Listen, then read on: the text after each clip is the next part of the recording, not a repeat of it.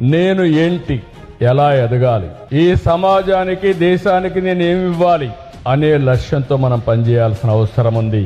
మనమంతరం దేశ అభివృద్ధిలో భాగస్వాములు కావాలి. ఈ విషయం మీ అందరినీ కోరుతున్నాను.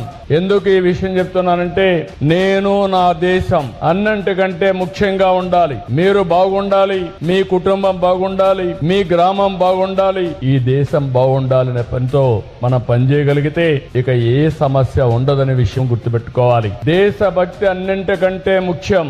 ఇక్కడే మీరు చూశారు, తెలుగు తల్లితో ప్రారంభించాం, వందే మాతరం పాడుకున్నాం, మళ్ళీ జనగణమనతో మన మీటింగ్ కూడా సమాప్తి చేస్తున్నాం. ఈ స్ఫూర్తిని ఇంటింటికి తీసుకెళ్లాల్సిన అవసరం ఉంది.